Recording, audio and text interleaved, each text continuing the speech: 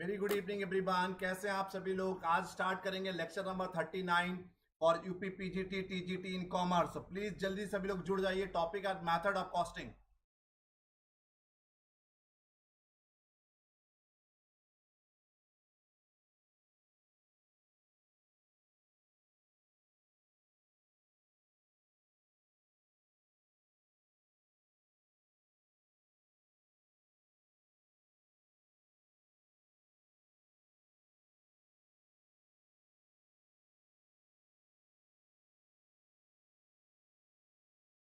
जल्दी से सभी लोग जुड़ जाइए ऑनलाइन।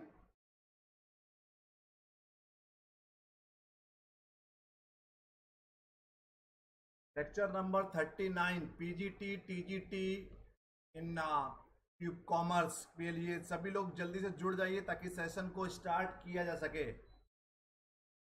Please join everyone.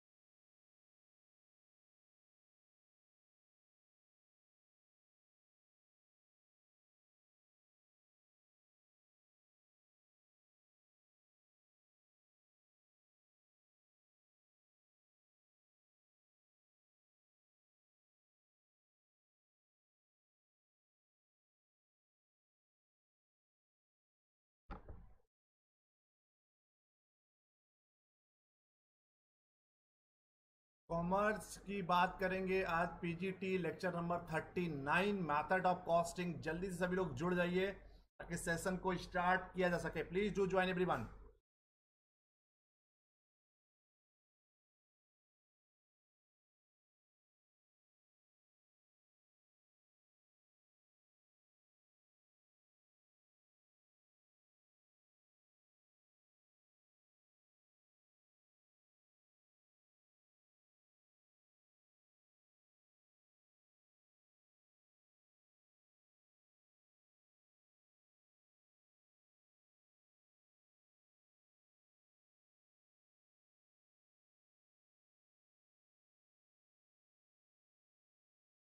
जल्दी से जुड़िए सभी लोग ऑनलाइन।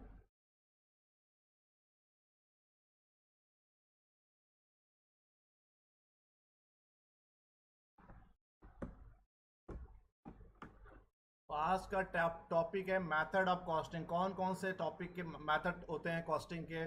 एब्जॉर्प्शन कॉस्टिंग क्या होता है, हिस्टोरिकल कॉस्टिंग क्या होता है, मार्जिनल कॉस्टिंग क्या होता है, स्टैंडर्ड कॉस्टिंग क्या होता है, सब चीज़ों का आज पता लगेगा। जल्दी से सभी लोग ऑनलाइन आ जाइए।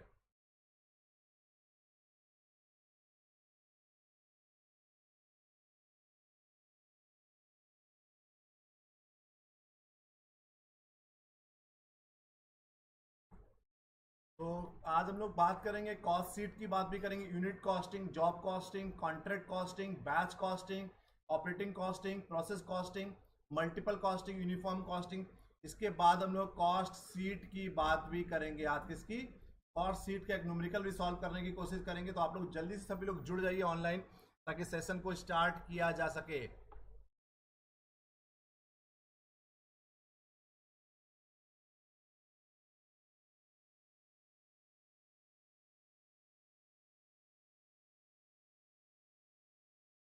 सबसे पहला है यूनिट कॉस्टिंग। क्या होता है unit costing? This method also called single output costing. इस मैथड को हम लोग सिंगल आउटपुट कॉस्टिंग भी कहते हैं। This method of costing use for product which can be express in identical quantitative units and is suitable for product which are manufactured by continuous manufacturing activity. Cost are ascertained for convenient unit of output. ऐसी unit cost उसको कहा जाता है, इसको single output costing भी कहते हैं। This method of costing use for product. ऐसे प्रोडक्ट के लिए ये मेथड यूज होता है विच can be express in identical. Identical मतलब पहचान कर सकें कितनी क्वांटिटी हम लोग प्रोड्यूस कर रहे हैं। And is suitable for product which are manufactured by continuous manufacturing. ऐसे प्रोडक्ट जिसकी कंटिन्यूअस मैन्युफैक्चरिंग होती है। And cost are ascertained by convenient unit of output. कितना यूनिट हमारा प्रोडक्शन हुआ उसके बेसिस पर हम लोग कॉस्ट को असर्टेन करते हैं, कॉस्ट को निश्चित करते हैं ऐसे को हम लोग यूनिट कॉस्टिंग कहते हैं। ब्रिक मेकिंग, ईंट बनाते हैं, mining, cement manufacturing, cement manufacturing, dairy, flour mill, आटा मिल, तो इन सब जगह पर यूनिट कॉस्टिंग की बात करते हैं। This method also called single output costing, the method for costing use for product which can be express in identical quantitative units. ऐसे product जहां पर आपको पता है कितना यूनिट प्रोड्यूस हुआ है, जिसकी हम लोग काउंटिंग कर सकते हैं। आइडेंटिकल का मतलब है कि 10 यूनिट प्रोड्यूस हुआ है, 20 यूनिट प्रोड्यूस हुआ है, 30 यूनिट प्रोड्यूस हुआ है, 40 यूनिट प्रोड्यूस हुआ है। तो this method of costing use for product which can be express in identical quantitative unit and is suitable for product which are manufactured by continuous manufacturing activity. तो ऐसे manufacture के लिए, ऐसी मैन्युफैक्चरिंग के लिए, ऐसे प्रोडक्ट के लिए ये यूनिट कॉस्टिंग आपकी सुटेबल रहती है जहां पर कंटिन्यूअस एक लगातार मैन्युफैक्चरिंग चलती रहती है। पहले ब्रिक मेकिंग की बात करिए, माइनिंग की बात करिए, सीमेंट मैन्युफैक्चरिंग की बात करिए, डेली फ्लोर, डेयरी की बात करिए, फ्लोर मिल्स, ऐसी सब जगह पर यूनिट कॉस्टिंग का प्रयोग किया जाता है। अगला आया जॉब कॉस्टिंग।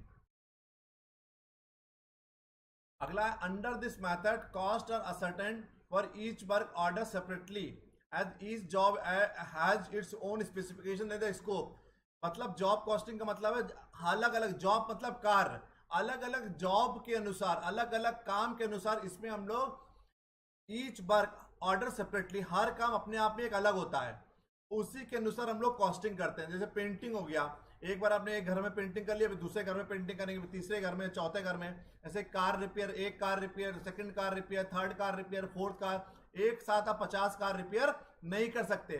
तो इसमें अपने आप में सब काम अपने आप में सेपरेटली होता है, और सभी काम, सभी जॉब अपने आप में सबकी स्पेसिफिकेशंस अलग होती है, सबका स्कोप अलग होता है। कहीं पर कहीं रेड कलर करना होगा, किसी की दीवार बहुत बड़ी होगी, किसी की छोटी होगी, फिर डिजाइन बनवाएगा। तो that is the only reason job costing हम लोग वहां पर अप्लाई करते हैं। Under this method cost are ascertain for each work have order separately, सभी काम सेपरेट सेपरेट अलग अलग सब कुछ किए जाते हैं। और ईच जॉब, हर काम अपने आप में एक अलग होता है, उसका स्पेसिफिकेशंस अलग होता है और उसका स्कोप अलग अलग होता है। जैसे कि पेंटिंग की बात करिए, कार रिपेयर हो गया, डेकोरेशन हो गया, रिपेयर ऑफ बिल्डिंग, इसको हम लोग बोलेंगे जॉब कॉस्टिंग, जहां पर हर जॉब अपने आप में अगर अलग स्पेसिफाई जॉब है, और हर जॉब अलग अलग करेंगे, सेपरेटली करेंगे, ऐसी जगह पर हम लोग यूनिट जॉब कॉस्टिंग मेथड का प्रयोग करते हैं। कौन से मेथड का प्रयोग करते हैं? जॉब कॉस्टिंग मेथड का प्रयोग किया जाता है। क्लियर है? अगला हो गया contract costing. Contract, under this method costing is done for big jobs which involve heavy expenditure and stretches over a long period, and often it is undertaken at a different site. Each contract is treated as a separate unit for costing. जैसे जैसे contract पे काम करते हैं कि roads बन रही है, जो बड़े बड़े काम होते हैं, under this method costing is done for big jobs, जैसे कि फ्लाईओवर बन रहा है, एयरपोर्ट्स बन रहे हैं, मेट्रो स्टेशन बन रहे हैं, ऐसी जगह पर हम लोग कॉन्ट्रैक्ट कॉस्टिंग करते हैं। तो under this method costing is done for big jobs, बड़ी बड़ी जॉब्स को एक साथ पूरा करने की कोशिश होता है। इन्वॉल्व्स हैवी एक्सपेंडिचर, जिसमें एक्सपेंडिचर ही बहुत ज्यादा लगता है। स्ट्रेचेस मतलब फैलाना, ओवर ए लॉन्ग पीरियड, एक लंबे समय तक ये काम चलता है। Often it is undertaken at a different sites, तो मेट्रो की एक साइड लखनऊ में चल रही है, एक बनारस में चल रही है, एक आगरा में चल रही है, एक दिल्ली में चल रही है। तो कुल कहने का मतलब है कि इसमें अलग अलग जॉब्स, सब बड़ी बड़ी जॉब्स होती हैं, एक्सपेंडिचर बहुत ज्यादा होता है, काम बहुत लंबे समय तक ही फैला रहता है, और अलग अलग साइट्स, अलग अलग लोकेशंस पे काम होता है। Each contract is treated as a separate unit of costing, और सभी कॉन्ट्रैक्ट एक अलग यूनिट्स उसको माना जाता है। जैसे कि लखनऊ मेट्रो को एक काम मान लिया, बनारस मेट्रो को दूसरा, आगरा मेट्रो को तीसरा, कानपुर मेट्रो को चौथा, 4 जॉब मान ली, 4 jobs. This is also known as a terminal costing. ठीक है, तो देखिए लिखा भी है, construction of bridges, road, building etcetera come under the contract costing. Question paper में यही पूछा जाता है, कौन सी एग्जाम्पल, कौन सी कॉस्टिंग का प्रयोग कहां पर किया जाता है। तो कॉन्ट्रैक्ट कॉस्टिंग का प्रयोग हम लोग जहां पर टर्मिनल कॉस्टिंग की बात करेंगे, टर्मिनल कॉस्टिंग कहते हैं इसको। कंस्ट्रक्शन, हम लोग कंस्ट्रक्शन ऑफ द ब्रिजेस की बात करेंगे, रोड्स बना रहे हैं, बिल्डिंग्स बना रहे हैं, ये सब हमारी कॉन्ट्रैक्ट कॉस्टिंग के अंतर्गत आती हैं। किसके अंतर आती हैं? कॉन्ट्रैक्ट कॉस्टिंग के अंतर्गत आती हैं। Clear? Very good evening to everyone. समझ गए? तो under this method costing is done for very big jobs which involve the heavy expenditures and stages over a long period. Often it is undertaken at a different sites. Each contract is treated as a separate unit for costing. This is also known as a terminal costing. Construction of bridges, road building, flyovers, airports. That is all the example of the contract costing. Clear? अगला आया batch costing. तो batches में, एक specific batches में production होता है, उसको batch costing कहते हैं। This method of costing use where the units produce in a batches और uniform in nature and design. जो एक जैसे प्रोडक्ट होते हैं, उनकी प्रकृति, उनकी डिजाइन एक जैसी होती है। For the purpose of costing each batch is treated as a job or separate units. तो मतलब जो एक बैच में मान लीजिए 50 प्रोडक्ट्स आप निकाल लो, 50 प्रोडक्ट प्रोड्यूस कर रहा हो, तो 50 के 50 प्रोडक्ट्स क्या होंगे, उसका यूनिक डिजाइन होगी और उनका नेचर भी उनका एक जैसा होगा, सबका एक ही जैसा होगा। ठीक है, they will be uniform in nature, they will be uniform in nature, they will be uniform in design. तो for the purpose of costing each batches, एक बैचेस की अलग अलग कॉस्टिंग निकालते हैं। बैच 1 की अलग कॉस्ट, बैच 2 की अलग कॉस्ट, बैच 3 की अलग कॉस्ट, बैच 4 की अलग cost. Industries like a bakery, pharmaceuticals usually use the batch costing method. So आजकल बहुत सारी जगह पर बैच कॉस्टिंग मैथड्स का प्रयोग करते हैं। आपने देखा होगा कि हर प्रोडक्ट के पीछे एक लाइनिंग पड़ी होती है, ब्लैक लाइनिंग, पतली लाइन, फिर बहुत थिक होती है, फिर पतली, फिर थिक होती है, फिर थिक होती है। That is the symbol of batch processing. जब हम लोग बैच उसमें जो उसको हम लोग क्या कहते हैं, बार कोड। आप मॉल में जाते हैं तो ना, मॉल में देखिए वो बार कोड को रीड करके प्राइसिंग करते हैं ना, तो उस ऐसे सभी प्रोडक्ट कैसे प्रोड्यूस होते हैं, उसको वो बैच प्रोडक्शन के तहत, बैच प्रोडक्शन के थ्रू ऐसे प्रोडक्ट्स को हम लोग प्रोड्यूस करते हैं। तो जो प्रोडक्ट्स हम लोग बैच प्रोडक्शन के थ्रू प्रोड्यूस करते हैं, उन प्रोडक्ट्स को और एक बैच को, पूरे बैच को हम लोग, एक बैच को प्रोड्यूस करने में जितनी कॉस्टिंग आएगी उसको बैच कॉस्टिंग कहा जाएगा। क्या कहा जाएगा? Batch costing. क्लियर? अगला है ऑपरेटिंग कॉस्टिंग और सर्विस कॉस्टिंग। अभी तक कोई डाउट किसी में? Batch costing, contract costing, job costing, unit costing, चारों में कोई डाउट?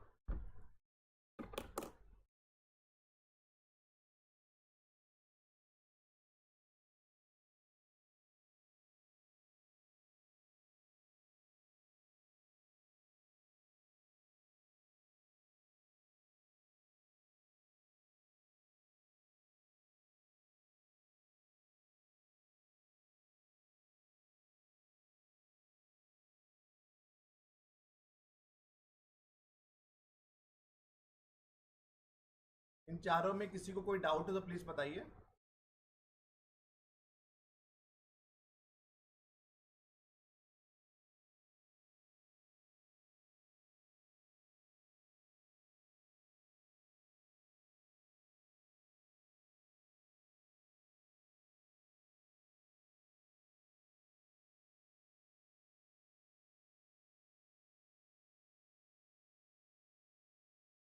चलो आगे बढ़ते हैं कि ऑपरेटिंग कॉस्टिंग और सर्विस कॉस्टिंग क्या होता है।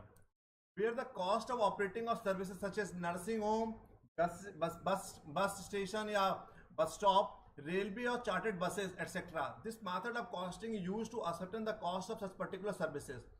Each particular service is treated as a separate units in operating cost. In case of nursing home, a unit is treated as a cost of a bed per day. For buses, operating cost for a kilometer is treated as a units. इसको हम लोग बोलते हैं operating cost. तो किसी भी particular उसको buses, आप बस को बोलिए या रेलवे को बोलिए, चार्टर्ड बसेस को बोलिए, एयरक्राफ्ट को बोलिए, नर्सिंग होम्स को बोलिए, उनको ऑपरेट करने में जो कॉस्टिंग इंक्लूड होती है। तो बेड मान लीजिए एक हॉस्पिटल में 10 बेड हैं, तो पर बेड की कॉस्टिंग कितनी है? 1000 रुपीज। तो अगर मान लीजिए तो टोटल कॉस्टिंग अगर 10 के 10 बेड ऑक्युपाइड हो जाते हैं तो उसकी कॉस्टिंग कितनी होगी? 10,000 पर डे। तो दैट ऐसे ही एक बस मान ली 50 किलोमीटर चल रही है, 50 किलोमीटर चलने में 500 रुपए कॉस्ट आ रहा है, तो पर किलोमीटर कॉस्टिंग कितनी हो रही है? 10 रुपीज। इसको बोलते हैं ऑपरेटिंग कॉस्ट या सर्विस कॉस्ट। तो किसी पर्टिकुलर चीज को ऑपरेट करने के लिए whatever the cost will be incurred, that cost will be called as a operating costing और सर्विस कॉस्टिंग। क्लियर? नेक्स्ट आया process costing. This kind of costing used for the product which go through a different process. For example, manufacturing clothes goes through the different process. First process is spinning. The out of the spinning is a yarn. It is a finished product which can be sold in the market to weavers as well as the use as a raw material for weaving in the same manufacturing unit.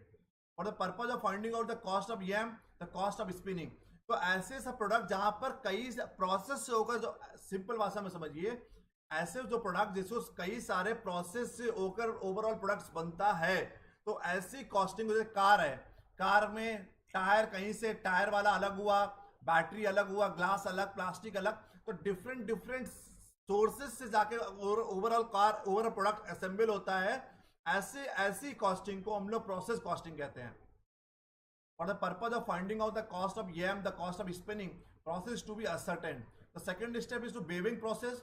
The output of the weaving process is cloth, which also can be sold as a finished product in the market. In such case, the cost of cloth needs to be evaluated. Clear? The third process is converting cloth into the finished product, such as shirt or trouser. Each product is to be evaluated separately, as the output of each process can be treated as a finished good, as well as the consumed raw material for the next process. तो यही एक particular एक कपड़ा है, कपड़े को उसको बुना गया, पहले कपड़ा बनाया गया, फिर कपड़ा बुना गया, फिर उस कपड़े का स्टिचिंग करी गई, उस स्टिचिंग करने वाला कोई पर्टिकुलर शर्ट्स बनाया या ट्राउजर बनाया, उसको मार्केट में सेल किया। तो डिफरेंट डिफरेंट प्रोसेस से जाके जो प्रोडक्ट कंप्लीट होता है, ऐसी कॉस्टिंग को हम लोग प्रोसेस कॉस्टिंग कहते हैं। Multiple costing, when the output comprises many assembled part और कंपोनेंट सच, जब हम लोग कई सारे पार्ट्स को, जैसे कंप्यूटर हो गया, when the output comprises many assembled parts or components such in the television, motor car, electronic goods, electronic gadgets, cost have to be ascertained for each component as well as the finished product. Such costing may involve different method of costing for different component. Therefore, this type of costing is known as the composite costing or multiple costing. इसको composite, जैसे कि जब different process आएगा तो process costing बोलेंगे। तो अगर एक कंप्यूटर है, पूरा कंप्यूटर में सीपीयू की कॉस्टिंग, सीपीयू में हार्ड डिस्क कौन सी लगी है, प्रोसेसर कौन सा लगा हुआ है, मॉनिटर की कॉस्टिंग क्या है, कीबोर्ड कौन सा है, माउस कौन सा है, यूपीएस कौन सा है। तो कई सारे पार्ट को असेंबल करके जब जो प्रोडक्ट बनता है, उस प्रोडक्ट को हम लोग पहले सभी पार्ट्स की हम लोग कॉस्टिंग करेंगे, उसके बाद फिनिश गुड्स की भी कॉस्टिंग करेंगे। उसको हम लोग मल्टीपल कॉस्टिंग और कंपोजिट कॉस्टिंग कहा जाता है। फिर आए यूनिफॉर्म कॉस्टिंग।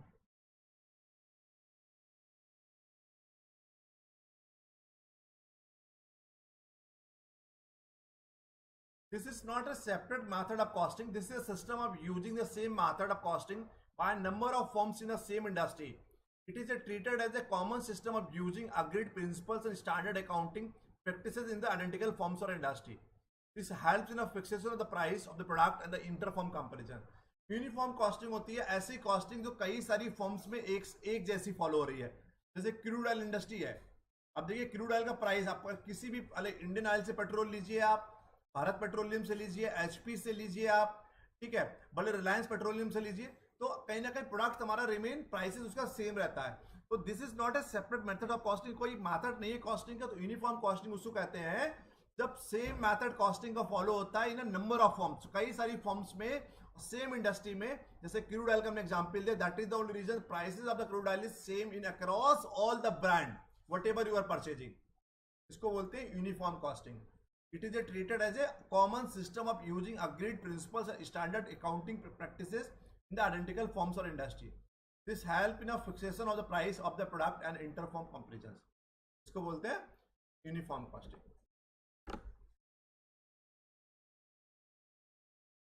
आगे है, पहला हो गया मार्जिन, नेक्स्ट है marginal costing.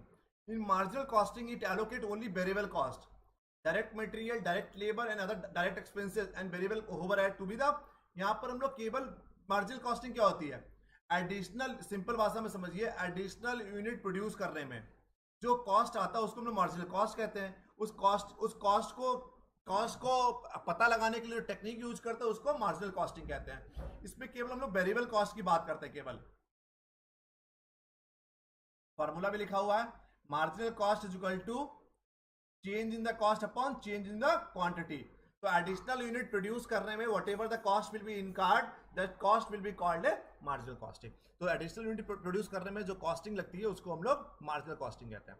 In marginal costing it allocate only variable cost, that is direct material cost, direct labor cost and other direct expenses and variable overhead to the production.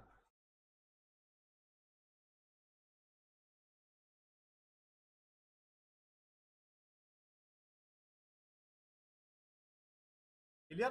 तो it doesn't take into the action account the fixed cost of production, fixed cost of production को इसको include नहीं करते। The type of costing emphasizes the distinction between the fixed and variable cost. Clear है ना? केवल variable cost की बात करते हैं। एडिशनल यूनिट प्रोड्यूस करने में जो भी कॉस्ट इनकर्ड होती है उसको मार्जिनल कॉस्टिंग कहा जाता है। इसमें डायरेक्ट मटेरियल कॉस्ट बोलिए, डायरेक्ट लेबर कॉस्ट हो गई, डायरेक्ट एक्सपेंसेस कॉस्ट हो गई, वेरिएबल ओवरहेड हो गए, इसको मार्जिनल कॉस्टिंग कहा जाता है। मार्जिनल कॉस्टिंग का फॉर्मूला हो गया change in cost delta C upon delta Q, change in the cost upon change in quantity. Clear? हो गया absorption cost. Absorption cost, this technique of absorbing fixed and variable cost to production is called absorption cost. Under absorption cost, full cost, that is fixed and variable costs are absorbed to the production. Clear? इसमें absorb पूरी cost को absorb कर लेते हैं, fix cost और variable cost दोनों को absorb करके हम लोग कॉस्टिंग करते हैं, उसको एब्जॉर्प्शन कॉस्टिंग कहते हैं। वेरिएबल कॉस्टिंग प्रोडक्ट को प्रोड्यूस करने में कितनी लग रही है, फिक्स कॉस्ट का भी उसमें कुछ पार्ट इंक्लूड करेंगे, दोनों को एब्जॉर्ब करके जो कॉस्टिंग करते हैं उसको एब्जॉर्प्शन कॉस्टिंग कहा जाता है। Absorption costing refers to the method of costing the account of all the cost of manufacturing. The management uses this method to absorb the cost incurred on a product. The cost include direct cost and indirect cost. Direct cost include material, labour use in production. Indirect cost include factory rent, administration cost, compliance and insurance. इन सबको मिलाकर जो हमारा costing आता है, direct cost और indirect cost या fix cost और वेरिएबल कॉस्ट दोनों को इंक्लूड कर देते हैं। उस जो कॉस्टिंग करते हैं उसको एब्जॉर्प्शन कॉस्टिंग कहा जाता है।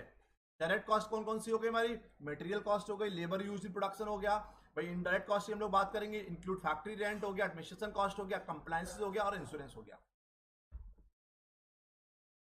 नेक्स्ट हो गया स्टैंडर्ड कॉस्टिंग।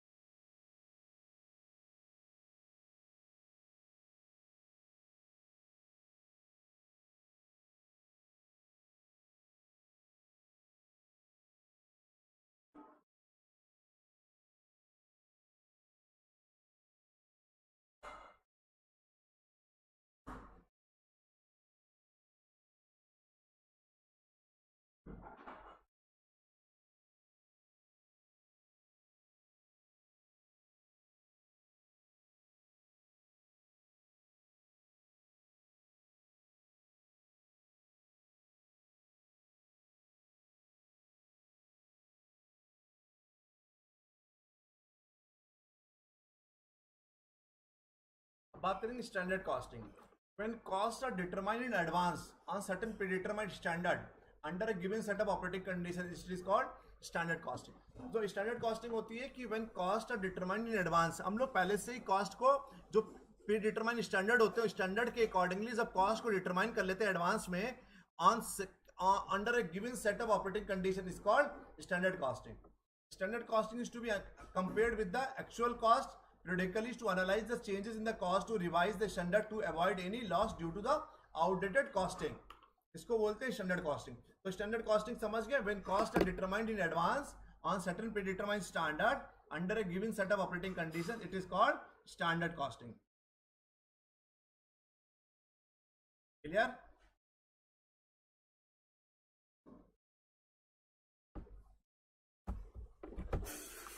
अगर दूसरी डेफिनेशन है तो वो भी है, देखिए कि standard costing is the practice of substituting an expected cost of an actual cost in the accounting record. Substituting an expected cost for an actual cost in the accounting record. Subsequently variance are recorded to show the difference between the expected and actual cost.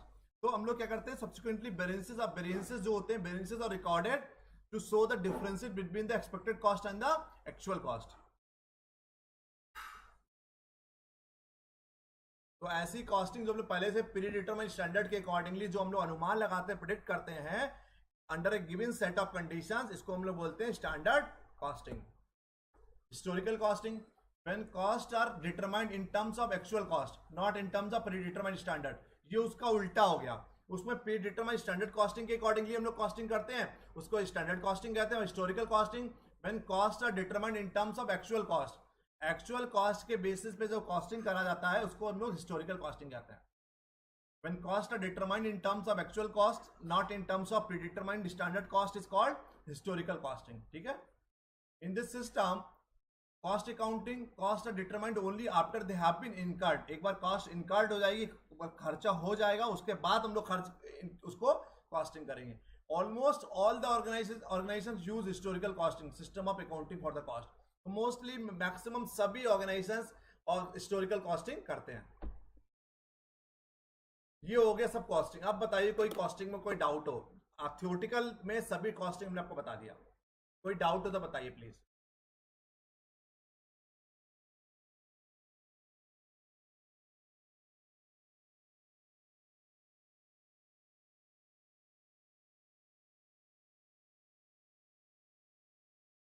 Next, reconciliation of the cost in financial account. क्यों हम लोग cost in financial account का reconciliation क्यों करते हैं?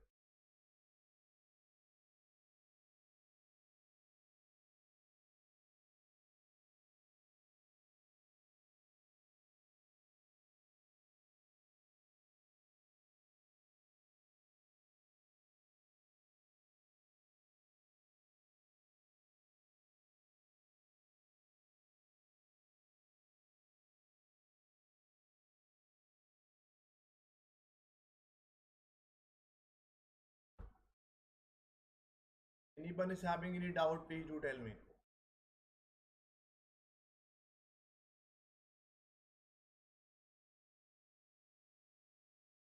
आगे बात करते हैं reconciliation of the cost in financial account. क्यों किया जाता है कॉस्ट का रिकॉन्सिलेशन, क्यों करते हैं हम लोग? Cost account act as a check on financial account.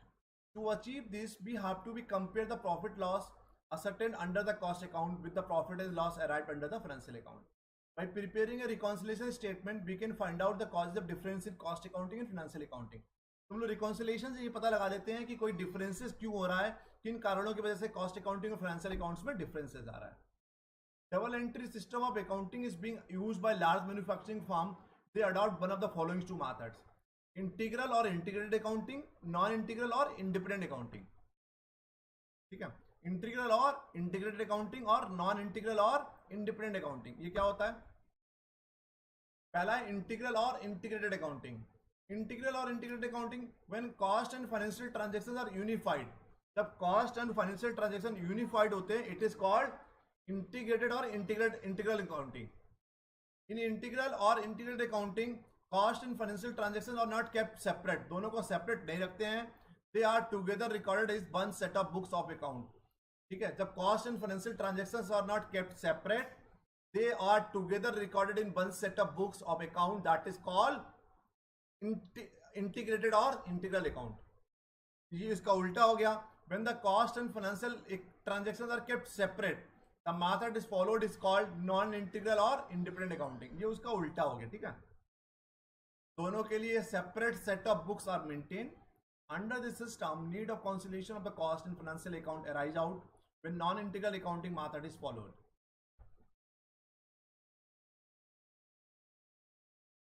ये बताई दिया। अब आया preparation of the cost sheet. Numerical आपको कराएंगे, उसके बाद आज से क्लास खत्म करेंगे। Suppose you are running a factory which manufactures the electronic toys.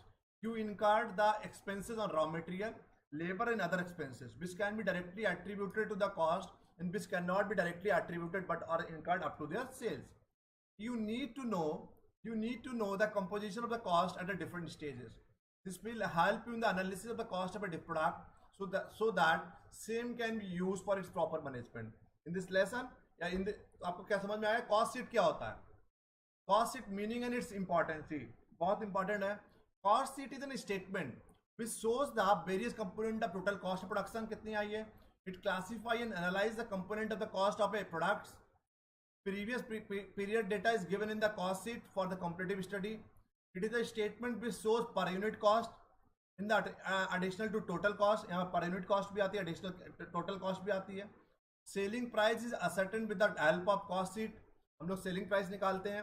The detail of cost sheet, detail of total sheet, detail of total cost presented in the form of statement is termed as a cost sheet. So details of total cost presented in the form of statement is termed as a cost sheet.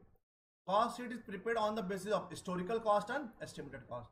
तो हम लोग दो तरीके से cost sheet को बनाते हैं, एक हिस्टोरिकल कॉस्ट के बेसिस पर, एक एस्टिमेटेड कॉस्ट के बेसिस। तो कॉस्ट शीट एक स्टेटमेंट होता है जो वेरियस कंपोनेंट्स को, टोटल कॉस्ट को दिखाता है। It classify analyse the component of cost of product, जो प्रोडक्ट के कॉस्ट को एनालाइज करते हैं, क्लासीफाई करते हैं। Previous period data is given in the cost sheet for competitive study, पुराना डेटा भी दिया होता है जिससे हम लोग कॉम्पिटिटिव स्टडी कर सकते हैं। It is a statement which shows per unit cost, ये एक स्टेटमेंट होता है जिसमें पर यूनिट कॉस्ट भी आती है, एडिशनल कॉस्ट भी आती है। Selling price ascertain with the help of cost sheet, हम लोग कॉस्ट शीट की हेल्प से सेलिंग प्राइस निकालते हैं। तो detailed of cost sheet presented in the form of statement is termed as a cost sheet. अब हिस्टोरिकल कॉस्ट और estimated cost क्या होता है? Historical cost sheet is prepared on the basis of actual cost incurred. Historical cost sheet is prepared on the basis of actual cost incurred. Statement of cost prepared after incurring the actual cost is called historical cost. अभी तुमने बताया था पीछे आपको, जो एक बार खर्चा हो जाता है, एक्सपेंसेस हो जाते हैं, उसके बाद जो हम लोग उसकी अकाउंटिंग करते हैं उसको हम लोग हिस्टोरिकल कॉस्ट कहते हैं, उसको एक्चुअल कॉस्ट कहते हैं। एस्टिमेटेड कॉस्ट क्या होती है? जो प्रेडिक्टेड होता है, जिसको हम लोग स्टैंडर्ड कॉस्टिंग बोल सकते हैं। Estimated cost sheet is prepared on the basis of estimated cost. The statement prepared before the commencement of production is called estimated cost. ऐसी कॉस्ट जो हम लोग पहले से प्रेडिक्ट कर लेते हैं, प्रोडक्शन होने से पहले अनुमान लगा लिए कितना खर्चा होने वाला है, उसको हम लोग एस्टिमेटेड कॉस्ट शीट कहते हैं। Such cost sheet is useful in quoting the tender price of a job और कॉन्ट्रैक्ट। ऐसी कॉस्ट शीट टेंडर प्राइस और जॉब और कॉन्ट्रैक्ट के लिए यूजफुल होती है। ठीक है, अब है importancy of cost sheet. Cost ascertainment हमने बता ही दिया आपको। The main objective of the cost sheet is to ascertain the cost of production. Cost sheet help in ascertainment of the cost for the purpose of determining the cost after they are incurred. It also help to ascertain the actual cost or estimated cost. हम लोग इसको estimated cost के लिए और actual cost के लिए, मतलब एक overall cost को पता लगाने के लिए, cost को निश्चित करने के लिए, cost को पता लगाने के लिए हम लोग cost sheet का use करते हैं। इस पर total cost पता चल जाती है, per unit cost भी। Fixation of selling price कितना होना चाहिए उसके लिए उसके लिए cost sheet का use करते हैं। To fix the selling price of product or service, it is essential to prepare the cost sheet. It helps in fixing selling price of a product or service by providing detailed information on the cost. Help in a cost control. Overall cost को हम लोग control कर सकते हैं cost sheet से। For controlling the cost of product is necessary for every manufacturing unit to prepare a cost sheet. Estimated cost sheet help in a control of the material cost, labor cost and overhead cost at every point of production. Facilitate the managerial decision. Overall decision लेने के लिए, management को decision लेने के लिए भी एक cost की यूजफुल होता है कॉस्ट शीट का। It help in taking important decision by the management such as whether to produce or buy component, कि हमको प्रोड्यूस करना चाहिए ऐसे प्रोडक्ट्स को या खरीद लेना चाहिए। What price of goods are to be quoted in the tender, क्या हमको जब टेंडर डालना है, टेंडर में प्राइस को क्या कोट करना है, 10 रुपये रखना है, 20 रुपये रखना है, 30 रुपये रखना है। वेदर टू रिटेन और रिप्लेस और एक्जिस्टिंग मशीन को हमको रिप्लेस करना है या रिटेन करना है, रखना है अपने पास, इसको रिप्लेस करके दूसरी मशीन लेना है। तो कई सारी चीज़ों के, कई सारे डिसीजंस के लिए, कॉस्ट कंट्रोल के लिए, सेलिंग प्राइस फिक्स करने के लिए, कॉस्ट को फिक्स करने के लिए हम लोग एक कॉस्ट शीट की इंपॉर्टेंसी होती है।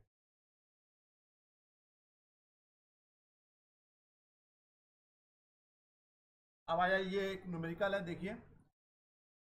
From the following information, prepare a cost sheet for the period ended on 31st March 2013. Opening stock कितना है? 12,500। परचेज ऑफ रॉ मटेरियल कितना है? 1,36,000। Closing stock of raw material 8,500। Direct wages 54,000 रुपए। Direct expenses 12,000। Factory overhead 100% of direct wages. Office and administrative overhead 20% of the work cost. Selling and distribution overhead 26,000। Opening stock of finish goods 12,000 और opening stock of finish, ये closing stock है, sorry, opening stock 12,000 है, closing stock 15,000 है।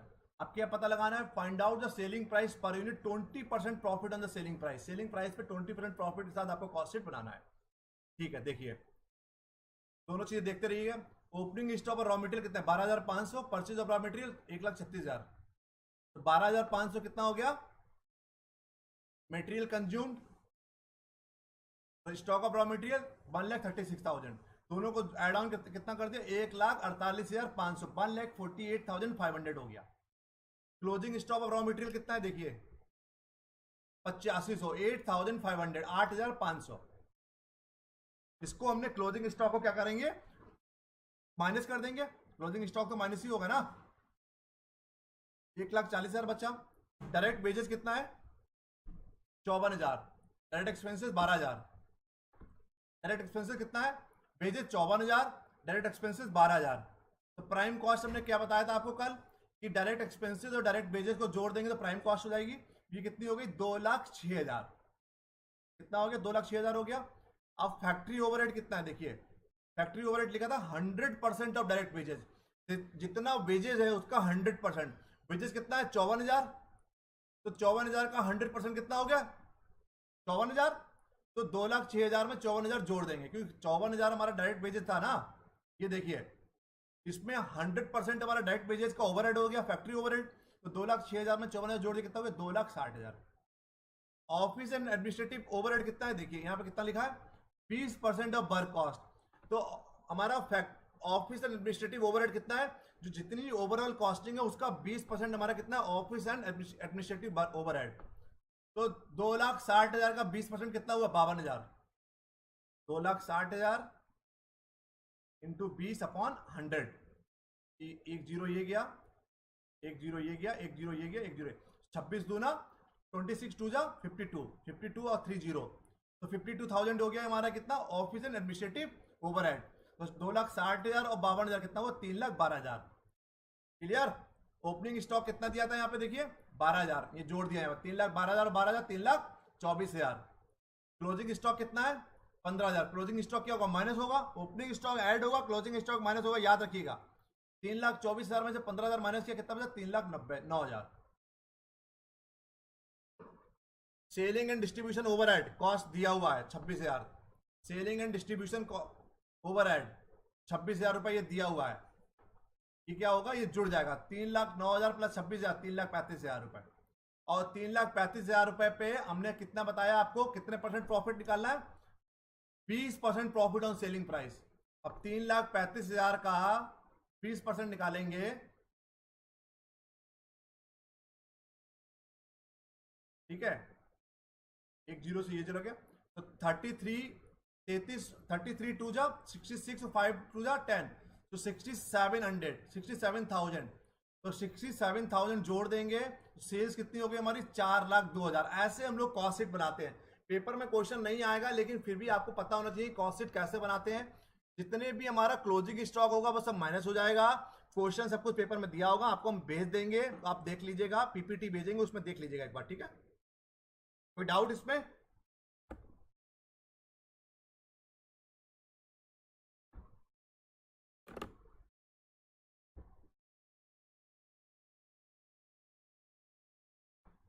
तो कोई doubt हो बताइए।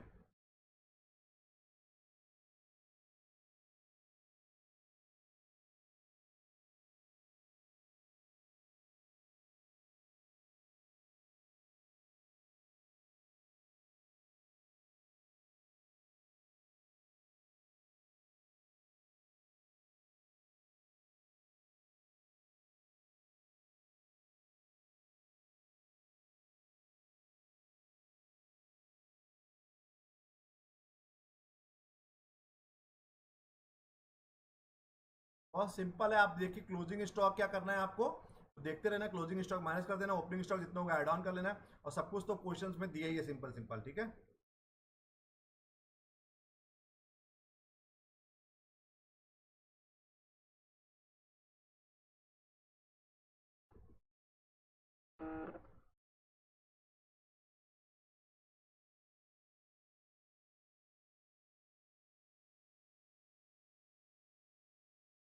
कोई डाउट हो प्लीज बताइए।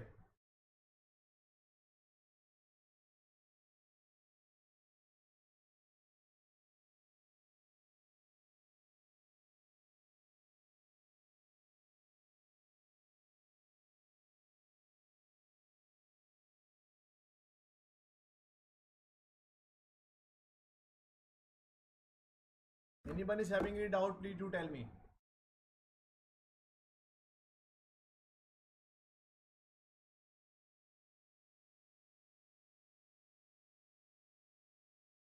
Chalo, once again, thank you so much for joining.